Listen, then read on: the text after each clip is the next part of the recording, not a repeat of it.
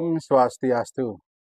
Salam Rahayu, salam bahagia, salam sejahtera buat para umat Hindu dimanapun Anda berada.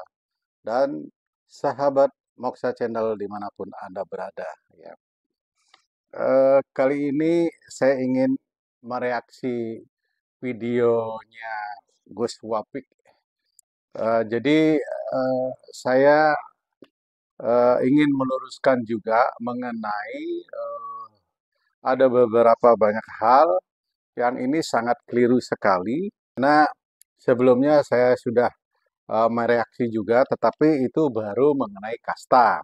Ya, nah di sini ada lagi mengenai konsep moksha yang luar biasa, ya, nggak masuk akal, ya, ambiar dan kacau balau, ya, yang diterangkan oleh Gus Muapik, ya. Dan mari kita simak videonya. Juga disuruh puasa. Jadi Hindu juga mengenal puasa, namanya upawasa. Upawasa itu nggak makan, nggak minum, nggak menyentuh perempuan. Untuk persiapan muksa. Muksa itu mati terbaik ala Hindu. Hilang raga dan sukmanya. Hanya bisa dilakukan oleh orang Brahmana. Kalau orang kesatria nggak bisa hilang, maka dibakar, dingaben. Kalau di bawahnya ada kasta namanya Wisya, pegawai negeri. Nah, sampean-sampean pegawai ini kastanya Wisya. Itu dibakar matinya kalau sudah punya uang, kalau belum punya uang nabung dulu. Nah, di bawahnya ada Sudra. Sudra ini petani, pedagang, itu Sudra, tukang las, itu Sudra. Nah, di bawahnya ada kasta namanya Paria, pengemis. Ini matinya nggak ada yang ngurus. Di bawahnya ada Kuca. Kuca ini tukang ngutil. Jadi hidupnya ngentit. Apa itu? Tukang motong bansos lah kalau ininya. Itu Kuca. Itu matinya juga nggak ada yang ngurus. Di bawahnya ada Meleka, maling. Kalau ketahuan lari. Tapi di bawahnya ada namanya Candala, maling kalau ketahuan berani. Nah ini begal itu. Nah ini nggak ada yang ngurus. Nah, makanya mati terbaik itu muksa. Supaya bisa muksa melakukan upawasa, nggak makan, nggak minum, nggak menyentuh perempuan. Nanti tubuhnya mengecil, kecil, lap, hilang, imaterial. Itu namanya muksa. Tapi waktu itu banyak yang gagal. Sudah mengecil, ingat istrinya. Maka macet, jadi jenglot atau Bathara Karang itu. Makanya kalau ada yang ketemu jenglot jangan dijual mahal, itu produk gagal muksa. Itu asalnya begitu. Makanya dulu terus orang-orang di sini mengambil ajaran yang lebih mudah, bukan menahan hawa nafsu tapi ngumbar hawa nafsu, namanya ajaran Bhairawa Tantra. Itu upacaranya namanya pancamakara, laki perempuan udo kabeh melakukan hubungan seks bebas sak mblengere. Sisane sekarang di Gunung Kemukus Boyolali itu. Terus minum arak sak mblengere itu. Perutnya biar kenyang, kasih makan makanan termasuk tumpeng. Nanti biar kalau sukmanya pergi, tubuhnya masih ada, namanya ngerogo sukmo, kasih makan daging manusia, maka tukul sumanto. Akhirnya orang di sini mampu punya ilmu ngerogo sukmo. Sukmane pergi diajak nyolong, namanya ngepet. Sukmanya pergi dijak mateni wong, namanya santet. Dijak mencintai perempuan, namanya pelet. Ya. Nah, setelah kita menyimak videonya tadi, ya cukup bikin kita gemes juga ya, karena ini sudah sangat ambiar, kacau balau, ya. Nah, makanya kalau di sini yang saya maksudkan adalah sering saya katakan bahwa jika memang itu bukan ranah kita, bukan wilayah kita, hendaknya kita ya tidak usah apalagi di depan umum yang sangat ramai, ya. Karena di sini saya perlu meluruskan pendapat-pendapat yang sangat keliru dan bahkan ini cenderung melecehkan ajaran agama Hindu, ya. Nah, ini saya sudah jelas Gus Muafik ini bukan melalui buku dan lain sebagainya. Dia bertanya kepada orang Hindunya, tetapi ini murni adalah dia melihat di Google, di internet, ya. Sehingga ada beberapa yang dipotong. Di sini Gus Muafik kalau saya lihat sedang berceramah. Nah, jadi ini kan sangat riskan sekali ya, karena ini pemahaman orang akan agama ini itu akan negatif, ya. Nah, contohnya ya beliau di sini menerangkan mengenai puasa, ya. Jadi semua agama di dunia ini ada mengajarkan puasa, ya. Contohnya salah satu adalah agama Hindu, ya, agama leluhur yang beliau katakan, nah, itu sih udah benar ya pemahamannya ya mengenai upawasa, ya. Tetapi tidak dijelaskan apa makna arti daripada upawasa tersebut, ya. Jadi memang di Hindu itu ada eh, laku yang dilakukan untuk mendekatkan diri kepada Tuhan, sadhana, yaitu kegiatan rohani, latihan rohani. Salah satunya adalah puasa atau upawasa. Upa artinya dekat, wasa artinya Tuhan. Artinya apa? Berpuasa itu tujuannya adalah mendekatkan diri kepada Tuhan, ya. Itu maksudnya daripada upawasa. Ya, upawasa ini terutama dilakukan khususnya di Indonesia yaitu pada hari Nyepi, ya, menuju tahun baru Saka, ya. Nah, di sini juga yang saya kritisi adalah mengenai beliau bilang bahwa moksa adalah uh, jalan terbaik orang Hindu itu untuk mencapai moksa, ya. Moksa itu adalah pelepasan sukma dan raga, ya, mengecil lalu menghilang, ya.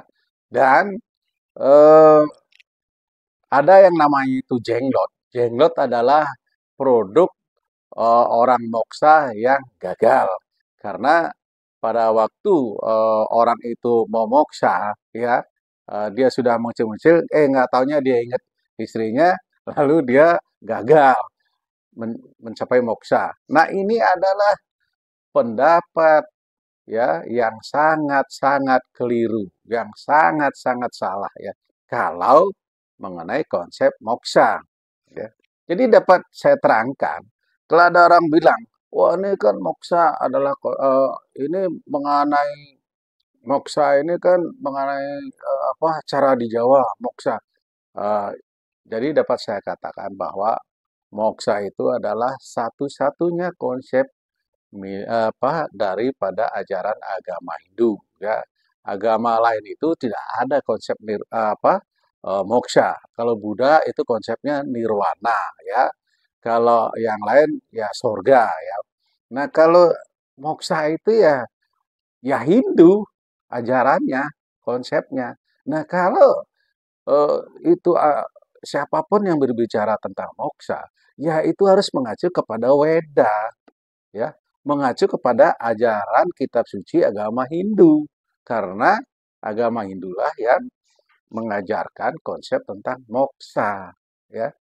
Nah, konsep di moksa ini tidak seperti yang diungkapkan oleh Gus Muafik, ya, itu sangat-sangat ambiar, sangat-sangat kacau, sangat-sangat keliru, ya.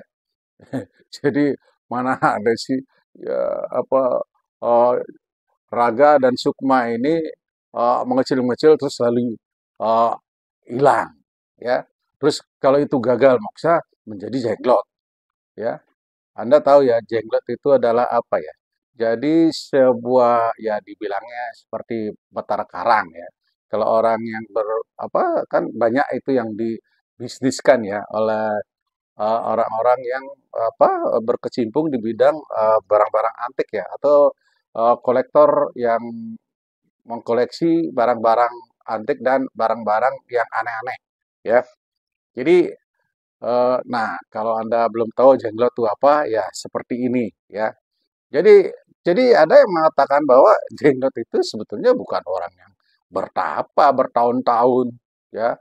Terus jenglot itu bukan sebuah makhluk karena kelamaan berpuasa beratus-ratus tahun, terus nggak makan nggak minum, terus dia mengecil, ya. Itu belum tentu kebenarannya. Karena apa? Setahu saya, jenglot itu ada juga yang memalsukan, ya. Jadi ada yang bilang seorang pesulap ya mengatakan bahwa jenglot itu katanya dari apa? Kodok ya, kodok yang dikasih rambut dan ya kan bisa minum darah katanya ya. Ada ritualnya lah ya. Nah, saya nggak paham itu, nggak ngerti itu ya. Tetapi ya Anda bisa Google jenglot itu seperti apa ya. Nah, ya juga dapat saya katakan bahwa di dalam agama Hindu tidak semudah itu untuk mencapai moksha ya. Memang puasa juga belum tentu ya. Puasa itu juga belum tentu orang bisa mencapai moksha ya. Jadi di sini bahwa saya sering sekali di dalam video saya mengajarkan tentang menerangkan tentang konsep moksha di agama Hindu ya. Jadi di agama Hindu bahwa moksha itu bukan seorang meninggal ya terus langsung bisa moksha. Moksha itu adalah berasal dari kata Sanskerta, berasal dari kata muk ya yang arti bukan muk ya, MUC ya, bukan muk gelas ya. Artinya apa? Bebas. Jadi bebas di sini apa? Terbebaskan dari ya dunia materi ya, dunia material ya. Siklus kelahiran, kehidupan dan kematian ya. Dan dia sudah menyatu dengan Sang Pencipta, Paramatman ya. Jadi moksha ini sangat beda sekali ya. Jadi ada juga yang menerangkan bahwa moksha itu ya setelah meninggal mencapai moksha. Lah, fungsinya neraka dan surga apa? Ya, itu adalah untuk memberikan ganjaran kepada sang atma, sang roh pada selama masa hidupnya, ya. Kalau dia berbuat baik, ya penghuni sebagai surga, planet surga. Kalau dia jahat, penghuni sebagai planet neraka. Selama dia eh, berapa berapa lama selama hidupnya dia berbuat kebaikan, selama itulah dia menikmati kebahagiaan di alam di alam surga. Nah, kalau kita ini proses di dalam agama ini kita lahir ke dunia ini kan apa? Kita memperbaiki karma-karma ya.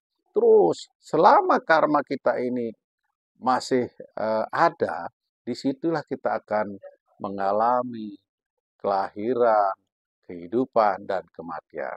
Tetapi kalau sang roh sudah ya terbebaskan dari karma buruk dan ya dia karmanya sudah zero, nah disitulah dia bisa penyatuan antara Atman dengan Paramatman. Ya, jadi clear ya bahwa nah ada juga yang mengatakan bahwa moksha bisa dicapai pada saat seseorang masih hidup. Ya, apa itu moksha? Dia sudah melampaui, ya, dia sudah melampaui rasa kecewa, rasa sedih, rasa depresi, ya, rasa senang dan bahagia. Dia mendapatkan kebahagiaan, dia biasa saja. Dia mendapatkan penderitaan, dia biasa saja. Ya, jadi eh, itu yang disebut dengan jiwan mukti. Ya.